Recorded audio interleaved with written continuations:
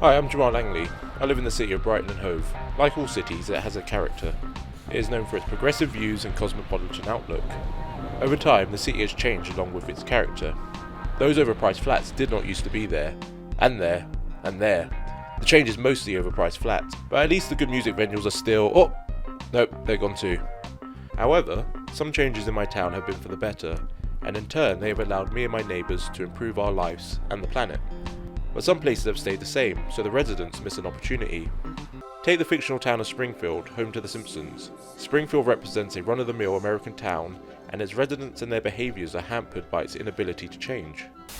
In 2004, me and Bart were both 10. In 2022, Bart is still 10 and I have my first grey hair. It's on my nipple. Sometimes things do change permanently. Apu, an Indian character, is no longer voiced by a white actor after a 2017 documentary exposed how problematic this was. When they were handing out religions, you must have been out taking a whiz. Mr. Simpson, please pay for your purchases and get out and come again. It was not until 2016 that Waylon Smithers, a closeted gay character, finally came out on a permanent basis.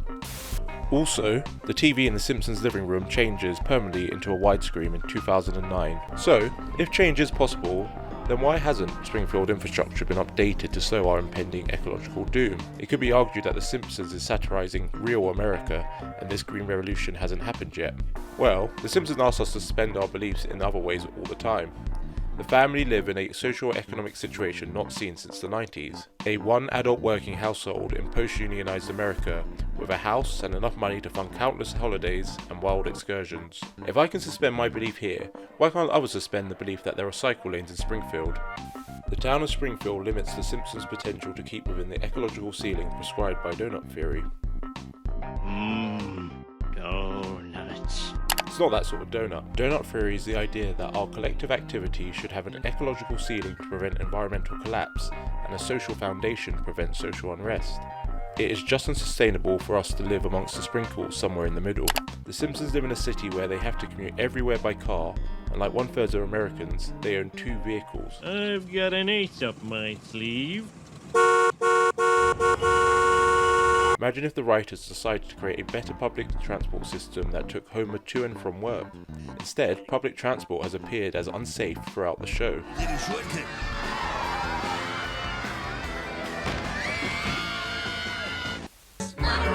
What's it called? Once again.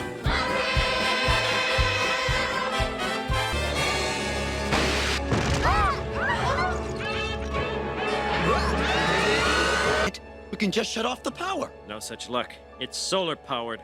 Solar power. When will people learn? Brighton, on the other hand, encourages me to cycle because of its miles and miles of well-maintained cycle paths and climbable landscape, apparently. Springfield doesn't do public transport. High carbon consumption and lack of consumer choice is at the heart of many of the plots. Ketchup? Ketchup. Can I help you? I'd like to get my ear pierced. Well, better make it quick, kiddo. In 5 minutes, this place is becoming a Starbucks.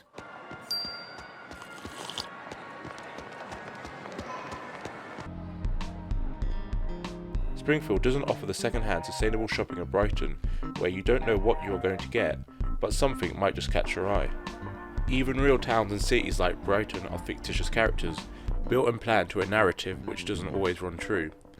Fictional writers should create places that have the character to allow their stories and other characters to live green lives, even if it's not in their disposition. Sometimes when I'm really hungover, I black bag everything and send it to landfill, even though the city has made it easy for me to recycle. So, writing green spaces doesn't mean that your characters need to be one-dimensional do-gooders.